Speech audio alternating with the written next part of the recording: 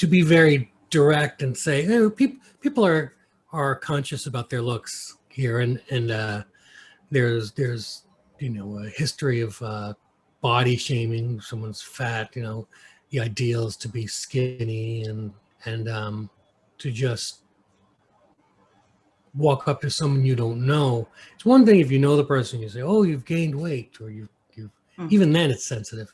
You'd be asked like, "Oh, so how much do you need to eat to be that fat?" Like just a question, right? Just a general, very inquisitive question for a Chinese person, but I think it was hurtful, for an American to hear that. 玻璃心，就是玻璃心, glass heart. Yes.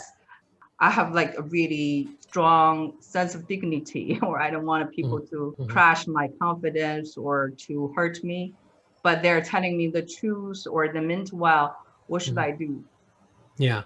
I think it's interesting, a lot of times if you can identify that they mean well and try to take criticism in a positive way, it can be helpful, polite or constructive criticism, call it. Constructive criticism is meant to help you improve and become better, not meant to hurt you, as opposed to just being critical. Now, I had a recent, not too long ago, experience with an old Chinese friend that I know since 1988, so long time. She is older than me. She's probably in her 60s, mid 60s, young 60s. She was 解放军, I think military. And then military, and part of this sort of lost generation didn't go to college. I met her at university afterwards. I don't know whether she was studying there or what she was doing exactly, but I met her with a bunch of other students. She was friendly with some students, and she eventually moved to the United States, married a Taiwanese man here, and had what she says a very terrible marriage for 10 years or so, where she wasn't allowed to go out to meet new people. So I didn't really have any relationship with her. I didn't no contact with her, but her husband died, and then suddenly she was free to talk to people and meet up with old friends on Facebook, and then I got into touch with her. To me, we were getting to talking about our lives now, and she says, "Oh, 你现在结婚了没有？我没结婚，我的女朋友在这儿，送我一个照片，我给她送一个照片，说哦，米克，你的女朋友怎么那么老啊？怎么回事？It's like， 我自己感觉这个我特别，可以说我敏感，但是这个是如果是对我说我老。我笨，什么怎么，这几事我是可能不管，但是这个是对我的女朋友来说的，我特别感觉伤害了，受伤了，I was hurt, because that's just not how I see my girlfriend. 他为什么要这么说？他的目的是什么？我不知道。他的目的可能现在我想，可能他的目的是美国人不管这些事情，美国人是看人，也不看年龄，不看可能是but she doesn't have the way to say this, and I got angry, right? So I sent her an email back saying, or a Facebook message, and saying, I didn't say mean things about your husband, your dead husband. 比较mean. But it's wonderful. I can understand. I was like, hey, listen, your dead husband, how good does he look? How does he look? What's your sign? Yeah, basically saying, cute. Mine? 双鱼，哦双鱼座。，OK，Yeah, yeah, 很敏感，我们双鱼座很敏感。啊 So funny. So and then she's like, but then she's like, 大米，我根本看不懂你写的什么意思. She just doesn't understand. Like I wrote in this angry note, and it just bothered me that like she's been here for maybe 15, 20 years, and she still doesn't understand how to be polite to, you know, to Americans, like, It's so funny. and understand what I'm saying. She didn't even understand my insult to her. Yeah. My insult, she didn't get that. 你的心里的还有什么东西他没有 get？你觉得我很好奇，大明，我不懂你说的是什么，你写了什么他没有 get？你觉得除了 dead husband 这个 hint？ She probably didn't understand why I was angry. Uh-huh. Because she didn't apologize or recognize that I was angry. I don't think she even knew that I was angry. She kept on saying, you know, 大明，你为什么不回答？大明，你不在，我已经把她丢了。I already got rid of her. I already cut our relationship. And I said, you know, and when she was like, oh, I don't understand why. She really didn't understand why I was not responding. But even after I sent her a nasty paragraph explaining why. So it's interesting. I think if you were to ask her, she's just oblivious. So wow. What is that? It's just, yeah. I mean, you know, you could blame that on a lot of things, but yeah, I don't know what to make of it. 他是一个250吗？ No, I Is wasn't. she Yeah, uneducated? she's uneducated. No, she's uneducated. I met her at university, but I don't know that she was studying there. I'm not sure what her background was. So she might be, you know, but culturally, you know, I mean, she had a lot of Japanese friends, a lot of friends, made a lot of friends of Japanese, and they, you know, the Japanese are very polite. They have lots of barriers to how you speak, right? And she spoke. Oh, she was learning Japanese, and that's why she was friends with them, and that's how I met her. I remember that there was some connection there, and I think she lived in Japan for a little bit, but so she wasn't uneducated, but the Japanese friends that she had, I know they kind of liked her because she was funny, because she was so rude. It was like unbelievably rude, like unbelievably, like unabashedly rude. Yes. Just direct, blunt, as we said. Speak her mind. You know, but at the same time, you know, in Chinese culture, there are always some 250, you know, just they're like jokes. So is she like that? No, she's always been, because she was, like I said, she was maybe 12 years older than me. So that's funny because she's older than my girlfriend. So I didn't really understand that. That 这个事儿我也遇到过，就我在中国呀，就经常看电视啊，或者看什么节目啊，就很多人在那儿看那些台上的演员，就说好丑，好丑，好丑。Look at themselves. 他们也不是什么天仙呐，也不是什么 model 啊。Right. 特别喜欢说别人丑，我也遇到过，我当时也觉得很奇怪，就是我不明白这种 putting other people down. What do they try to achieve? Yeah, it's like when they say, "Oh, 你开什么车？你在美国开什么车？哦，我去那个 Toyota，不算这么好车。不是一个好车。It's like, you know, what do you tell you? You don't even own a car. I told you So they it's aim the high. same. Yeah, aim high. Yeah, but they're, you aim low. You have to aim high means you're low, right? But that says a lot. Just a woman who has been in the States for 15 years, and she's not uneducated. And she's an average woman. She's not a 250, but she hurt you without knowing that she hurt you.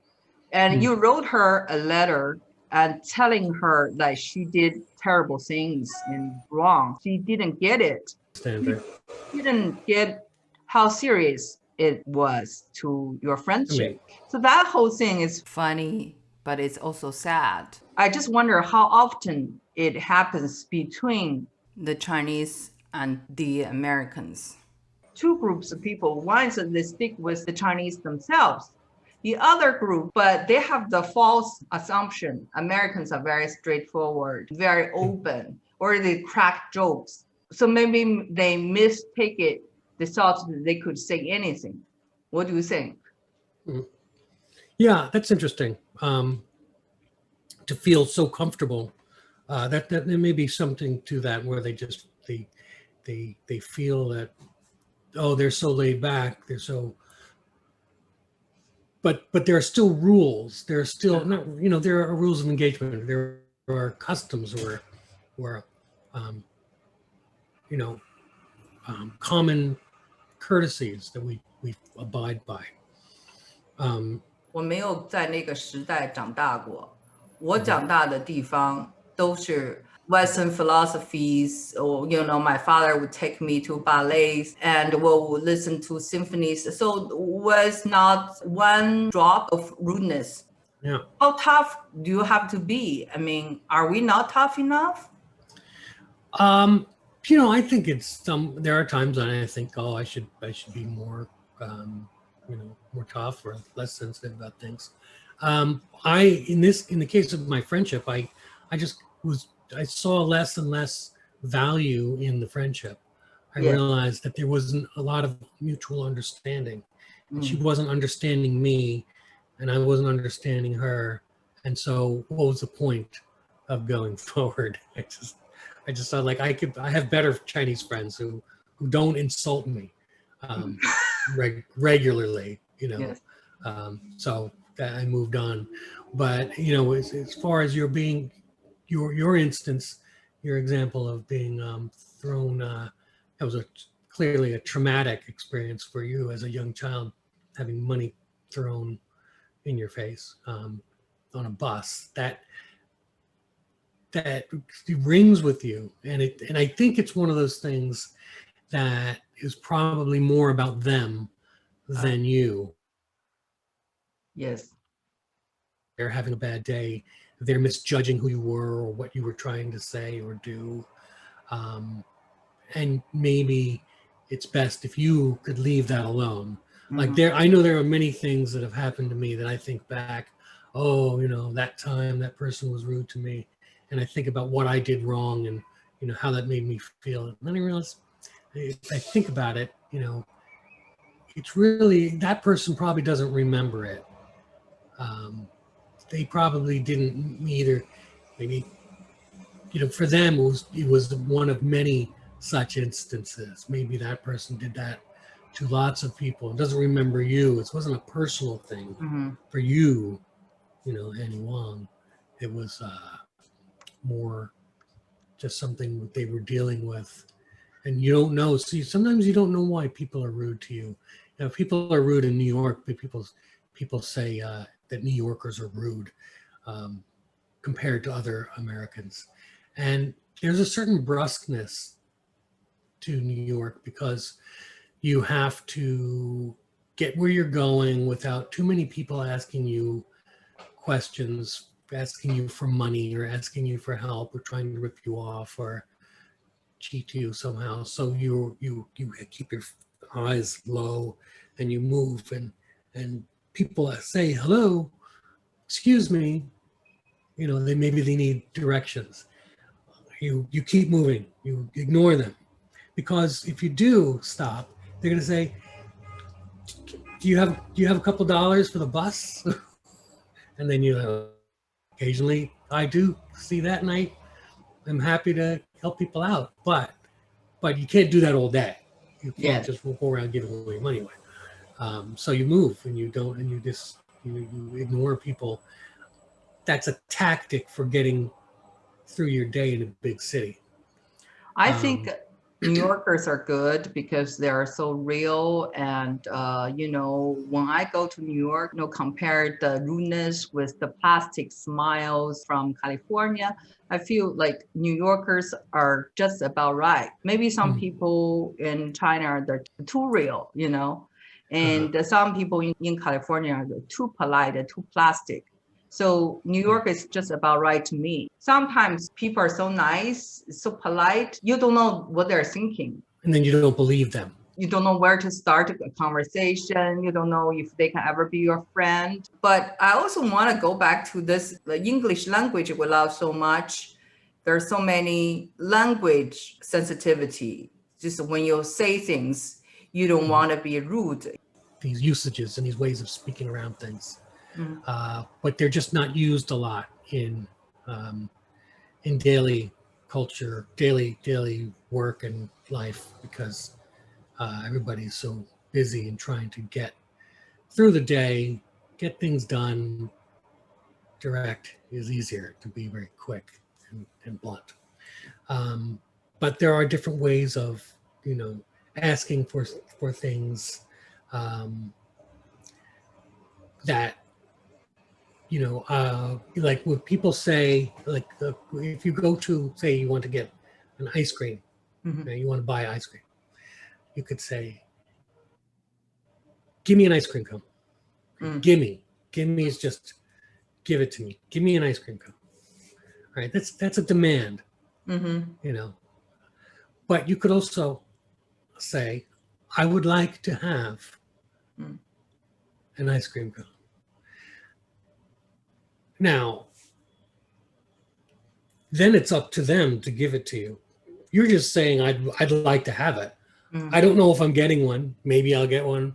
Maybe I won't. Maybe you'll give me one. Maybe you won't. But I would like it.